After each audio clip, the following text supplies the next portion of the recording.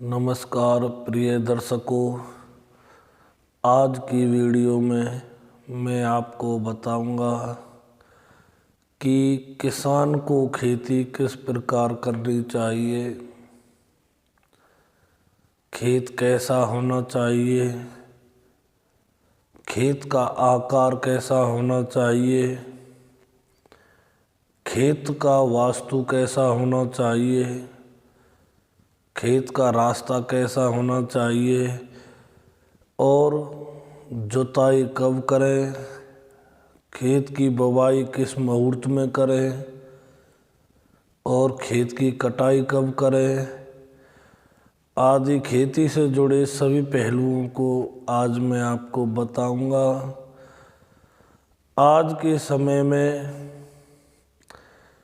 कृषि कार्य न केवल जीवनोपार्जन के लिए साधन है बल्कि एक अच्छा व्यवसाय भी साबित होता जा रहा है। प्राकृतिक किसानों के साथ इस कार्य से भी धनोपार्जन किया जा सकता है।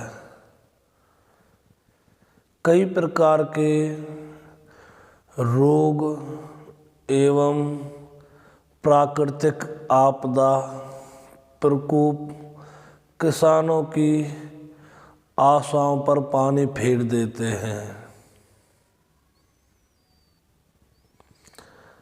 कई बार किसान कुंटल फसल का हिसाब लगाए बैठा होता है और फसल जल जाने के कारण किलो के हिसाब से उठा पाता है। यदि खेत में वैज्ञानिक विधियों के साथ साथ वास्तु एवं ज्योतिष का संबंध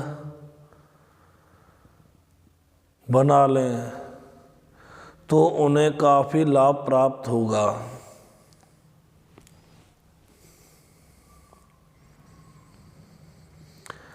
सर्वप्रथम जिस खेत पर खेती करनी हो उसकी परीक्षा कर लेनी चाहिए।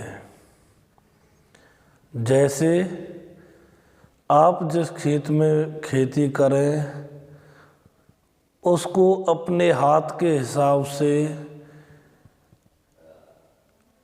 खेत में एक हाथ चौड़ाई, एक हाथ लंबाई और एक हाथ गहराई का एक गड्ढा खोद लें। उस गड्ढे को पूरी तरह से पानी से भर दें और 5 मिनट बाद देखें अगर गड्ढा पूरा भरा हुआ है या थोड़ा बहुत पानी कम हुआ है तो वह जमीन खेती के लिए लाभदायक रहेगी। अगर पानी पूरी तरह से सूख गया है तो वह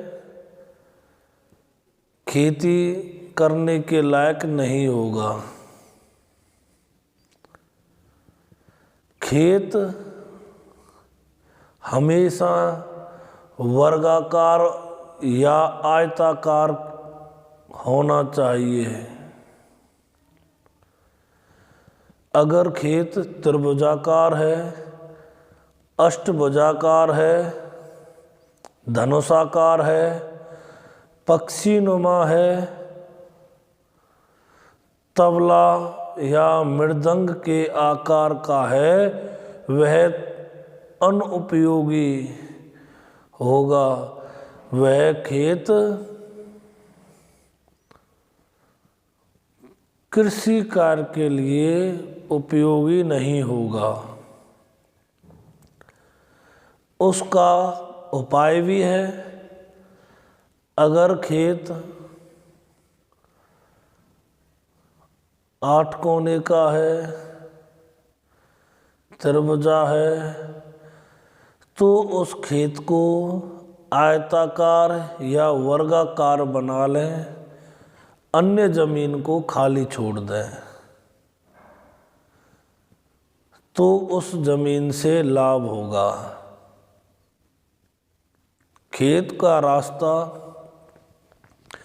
हमेशा पूर्व दिशा की तरफ हो या उत्तर की तरफ हो या पूर्व और उत्तर के मध्य ईशान कोण में हो, वह खेत शुभ होता है।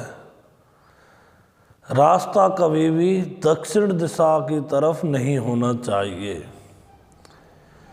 एक बात और याद रखें, जब भी खेत का बंटवारा करें तो उस प्रकार से करें कि खेत का पूर्व और उत्तर या उनके मध्य ईशान काटा ना जाए, उस कोण में मेड़ ना डाली जाए। उस कोण को काट देने से अशुभ होता है। एक भाई पर ही हिस्सा चले जाए, लेकिन उस खेत का बंटवारा होना नहीं चाहिए। उस खेत में दूसरी साइड से बंटवारा करें। पूर्व और उत्तर के मध्य या पूर्व और उत्तर में कभी भी बंटवारा ना करें। खेत की भूमि समतल होनी चाहिए और भूमि की ढलान है वह पूर्व, उत्तर या ईशान इस साइड से ढलान होनी चाहिए, यानी कि इस साइड से बहाव होना चाहिए और वह ढलान पश्चिम दक्षिण तक जानी चाहिए। भूमि का ये हिस्सा ऊंचा होना चाहिए, पूर्व और उत्तर। यह कभी भी नीचे नहीं होने चाहिए। नीचे होने पर अशुभ संकेत मिलते हैं। खेत के पूर्व उत्तर कोण में अगर गड्ढे हों या फिर दक्षिण और पश्चिम में टीले हों, ऊंची जगह हों, उनको मिटाएं नहीं, ऐसे ही छोड़ दें, ये शुभ होते हैं।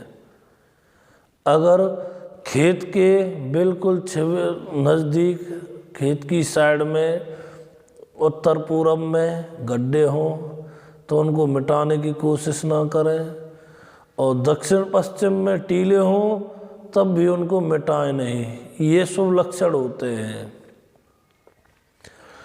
खेत के बीचा बीच में कभी टीला ना करें।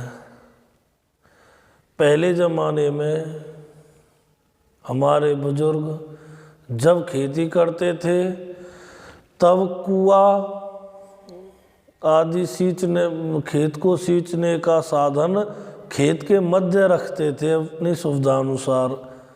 उससे टीला हो जाता, वो लाभदायक नहीं होता था। आजकल पाइपलाइन चल रही हैं, उनको भी खेत के हमेशा पूर्व उत्तर के मध्य लगाएं, क्योंकि ईशान कोण होता है वह पूर्व और उत्तर के मध्य होता है और वह जल तत्व का कोण होता है। जल की उसमें प्रधानता होती है। कभी भी दक्षिण दिशा में सिंचाई का साधन नहीं होना चाहिए। पानी का खेत में अंदर आने का रास्ता दक्षिण दिशा से नहीं आना चाहिए, अन्यथा आर्थिक हानि पहुंचाने वाला होगा। पैसे की तंगी आजीवन लगी ही रहेगी। नैऋत्य कोण से होगा तो स्वामी को अपघात पहुंचाने वाला होगा, बीमारियां होंगी, और जिसके खेत में नैऋत्य दिशा से अगर पानी का आने का रास्ता है, उसके मालिक के अंदर हमेशा खुदकुशी करने के ख्याल आते रहेंगे। नैऋत्य दिशा का पानी खुदकुशी के लिए भी प्रेरित करता है। आग्नेय कोण में से अगर पानी आता है तो वह मालिक का दिवालिया निकाल देता है।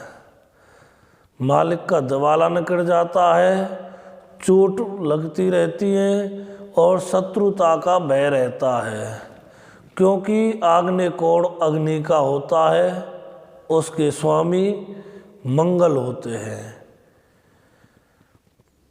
खेत के मध्य में लंबे या ज़्यादा वृक्ष नहीं होने चाहिए। अगर वृक्ष खेत के पश्चिम दिशा में है तो वह शुभ रहेंगे। अगर किसी को खेत में मकान बनाना है तो वह कभी भी पूर्व, उत्तर, ईशान और वायव्य दिशा में ना बनाए। मकान हमेशा दक्षिण दिशा में बनाए या पश्चिम दिशा में बनाए या नैऋत्य दिशा में बनाए। अगर कोई खेतों में कमरा बना देते हैं रखवाली करने वाले के लिए, तो उसके लिए कमरा हमेशा पश्चिम दिशा में, वायव्य दिशा में, पूर्व दिशा में, दक्षिण दिशा में बनाएं। नैऋत्य दिशा में कभी नहीं बनाएं, अन्यथा मालिक के लिए नुकसानदायक होगा। अगर कोई खेतों में पशुओं के लिए मवेशी बना देता है तो उसके लिए उत्तर और वायव्य दिशा बहुत अच्छी होती है। वायु दिशा दिमाग के लिए अच्छी होती है, पशु के लिए अच्छी होती है और विद्यार्थियों के लिए अच्छी होती है। अगर खेती में काम करने के औजार कहीं रखने हैं तो वह कोण है नैऋत्य। हमेशा खेती में काम आने के औजार, कस्सी, फावड़ा, दरांती वगैरह वह नैऋत्य दिशा कोण में ही रखें। नैऋत्य में नहीं है तो दक्षिण में रखें। और साधन वाहन हैं जैसे थ्रेसर, बैलगाड़ी तो रही नहीं है, ट्रैक्टर हो और अन्य साधन हो, हैरों, कल्टी वगैरह वगैरह, मैं ज़्यादा को जानता नहीं हूँ, वह हमेशा पश्चिम या वायव्य दिशा में रखें। अगर खेत पे बिजली का साधन बनाना है तो उसको हमेशा अग्निकोण में रखें। अग्निकोण होता है पूर्व और दक्षिण के मध्य। अगर पशुओं के चारे का ढेर, भूसा, तूरी वगैरह रखना है तो उनको हमेशा नैऋत्य या दक्षिण दिशा में रखें। यह इसी दिशा में प्राकृतिक या रासायनिक खाद है, वह भी इसी में रखें, इसके लिए अच्छी दिशा है यह। खेत में मंदिर नहीं बनाए। आजकल लोग मंदिर बनाने लग गए खेतों में। अगर बनाए तो गणेश जी का, शिव जी का और विष्णु जी का, इन तीनों भगवानों का मंदिर बना सकते हैं।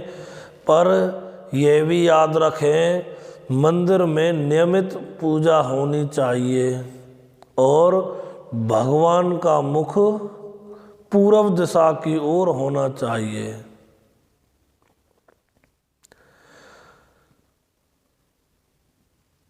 बिक्री के लिए रखी गई फसल को हमेशा जब बिक्री के लिए ले जाएं तो पश्चिम दिशा, वायव्य और पूर्व, इन दिशाओं में एक दरवाज़ा जरूर रखें। पश्चिम, पूर्व और वायव्य होता है पश्चिम और उत्तर के बीच का कोण। इस द्वार से ही फसल को ले जाएं और आप परीक्षा भी ले सकते हैं इस चीज़ की। आप जैसे गेहूं बेचने ले जा रहे हैं, एक टलारी भरें दक्षिण की दिशा से, एक भरें पूरब पश्चिम या वायव्य दिशा के द्वार से। तो देखना दक्षिण दिशा का जो आपकी फसल है वह देरी से बिचेगी और उसका भाव भी कम होगा, और जो पूरब पश्चिम और वायव्य दिशा के द्वार से ले जाई जाएगी उसका भाव भी अच्छा रहेगा और जल्दी भी बिकेगी। ऐसे ही जुताई के भी शुभ मुहूर्त होते हैं। जुताई के लिए शुभ वार है सोमवार, बुधवार और गुरुवार। जुताई के नक्षत्र भी हैं अनुराधा, ज्येष्ठा, मूला, पूर्वाषाढ़ा, मघा, पुनर्वसु, पुष्य, हस्त, स्वाति, श्रवण, रोहिणी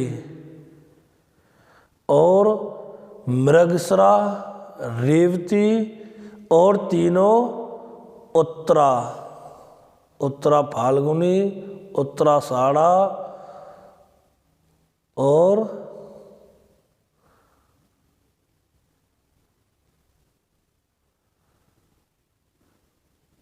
तिथि भी होती हैं तृतीया, पंचमी, सप्तमी, दसवीं, एकादशी और त्रयोदशी। अगर ये बताए गए नक्षत्र, वार और ये शुभ तिथि एक दिन ही आ रही हों तो ये भी बहुत अच्छा योग होता है। बीज कभी भी बोना हो तो बुधवार को बोएंगे तो सर्वोत्तम रहेगा। बोलते भी हैं कि बुध बावनी शुक्र लावनी। बुधवार और नक्षत्र है मृगशिरा, रोहिणी, चित्रा, अनुराधा, तीनों उत्तरा।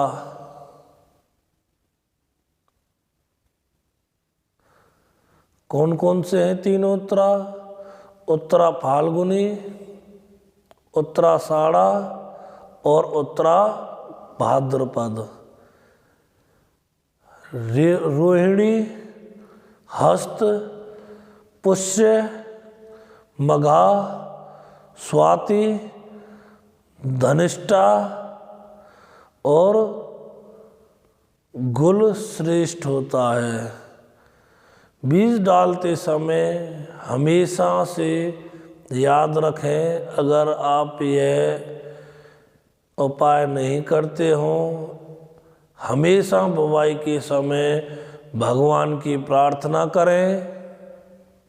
विशेषकर गायत्री मंत्र का जाप करते रहें या भगवान सूर्य नारायण के मंत्र का जाप करते रहें। अगर मंत्र नहीं जानते हैं तो भगवान सूर्य नारायण का स्मरण करते रहें।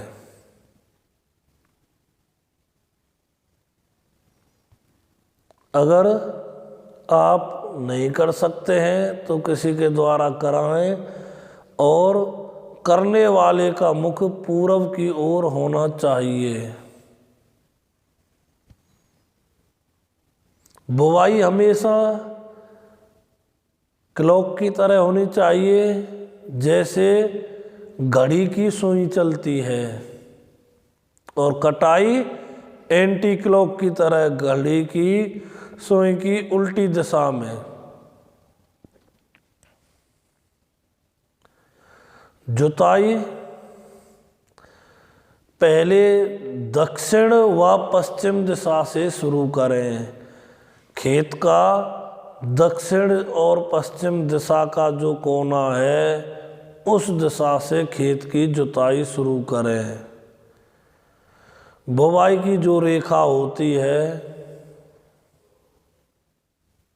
जो लीक होती हैं वो दक्षिण से उत्तर की ओर होनी चाहिए। अब आपको कटाई के योग बताऊंगा।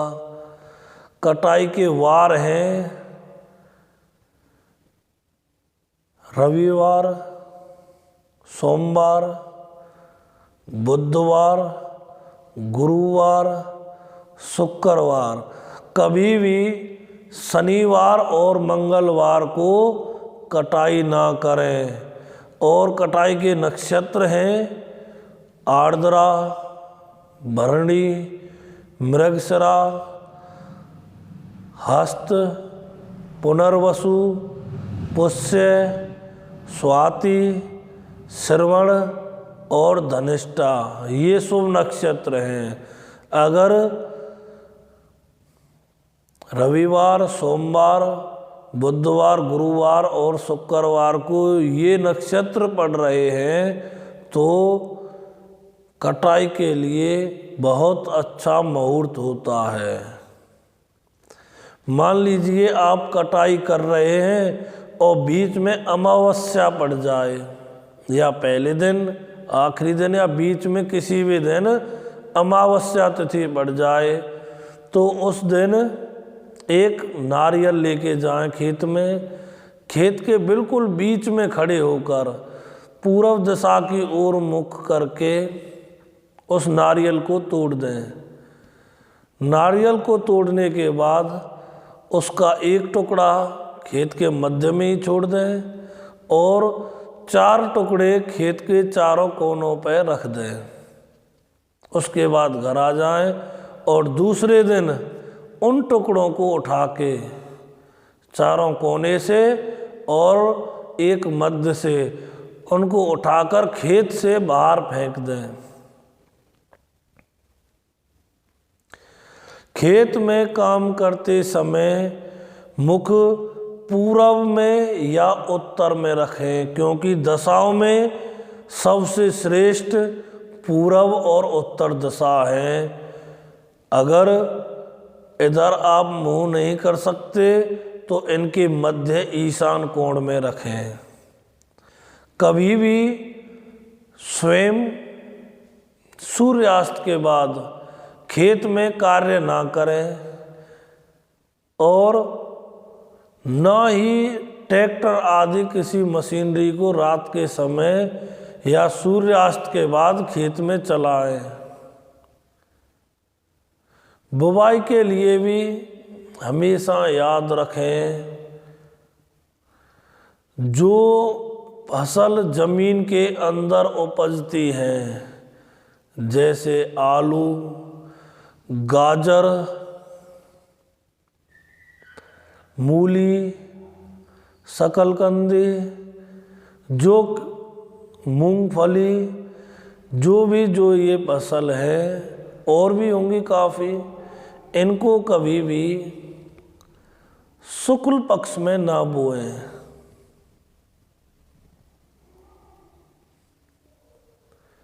शुक्ल पक्ष में अगर जमीन के अंदर बोने वाली फसल को बोएंगे तो वह कम होगी और बिकेगी भी कम में। हमेशा जमीन के अंदर होने वाली पैदा को, फसल को कृष्ण पक्ष अंधेरी रात में बोएं। और जैसे ऊपर बोने वाली हैं गन्ना, मक्का, ज्वार, बाजरा, चना, गेहूँ, धान, इनको हमेशा शुक्ल पक्ष में बोएं, जिससे अच्छी हो। अब आपको एक तरीका और बताता हूँ जो श्रेष्ठ है, आप आजमा के भी देखें, फसल अच्छी होगी। खेती से जीवन उपार्जन नहीं होगा, बल्कि एक बिजनेस की तरह खेती होगी, अच्छी आय होगी। जिन व्यक्तियों की मेष राशि है और वे खेती करते हैं, तो जब भी बुवाई करें, मेष राशि के स्वामी मंगल हैं, तो खेती के समय वह व्यक्ति लाल पुष्प, रोली, गुड़ आदि से खेत का पूजन करें, तब गेहूं की या किसी अन्य फसल की बुवाई करें। वृष राशि वाले बुवाई के समय सफ़ेद फूल और दूध से खेत की बुवाई करें। जब भी बुवाई करें, सफ़ेद फूल, सफ़ेद चंदन और दूध, इनसे खेत का पूजन करें, फिर जाके बुवाई करें। मिथुन राशि वाले, मिथुन राशि के स्वामी बुध हैं और बुध के देवता भगवान श्री गणेश हैं। मिथुन राशि वाले खेत की बुवाई अगर मशीन से करें तो कुछ हरे कपड़े में थोड़ी सी साबुत मूंग बांधकर बुवाई करें। अगर कर्क राशि वाले बुवाई कर रहे हैं तो दूध में गंगा जल मिला के भूमि पूजन करें, उसके बाद बुवाई करें। सिंह राशि वाले सूर्यमुखी पुष्प मिल जाए तो और भी अच्छा है, अन्यथा कोई भी रक्तम पुष्प लेकर भूमि पूजन करें। भगवान श्री सूर्य नारायण का पाठ करें, स्मरण करें, आदित्य हृदय स्तोत्र का पाठ करें, उसके बाद बुवाई शुरू करें। और बुवाई सिंह राशि वाले हमेशा चढ़ते हुए सूर्य तक ही करें। आप बुवाई की शुरुआत सूर्य उदय से लेकर दोपहर तक, जब तक सूर्य चढ़ रहा हो, उतरना नहीं चाहिए, चढ़ते सूर्य में बुवाई करें। कन्या राशि वालों के भी स्वामी बुध हैं और बुध के देवता भगवान गणेश, उनको खेत के पूजन के लिए हरी दूर्वा लें और मिट्टी की डली खेत में रख के हरी दूर्वा से भगवान गणेश जी का पूजन करें। उसके उपरांत बुवाई शुरू करें। तुला राशि वाले बुवाई करने से पहले माँ लक्ष्मी देवी की पूजा करें और खेत की पूजा से पहले लक्ष्मी की पूजा करें। बाद में खेत में थोड़ी सी दही से पूजन करें और सफ़ेद पुष्प चढ़ाएं, उसके बाद बुवाई शुरू करें। वृश्चिक राशि वाले बुवाई के समय गुड़ मशीन में या अपने किसी भी कृषि औजार में लाल कपड़े में गुड़ की डली बांधकर रखें, तब जाके बुवाई करें। धनु राशि वाले पीली वस्तुएं, चने की दाल और पीले बेसन के लड्डू या केला छोटे बच्चों को प्रसाद के रूप में बांटें। उसके बाद बुवाई करें। मकर राशि वाले भगवान शिव जी का पूजन करें, उसके बाद बुवाई करें। कुंभ राशि वाले बुवाई से पहले काली उड़द साबुत, काले तिल, सरसों के तेल से शनि देव की पूजा करें, उसके बाद बुवाई शुरू करें। मीन राशि वाले, मीन राशि वाले बुवाई से पहले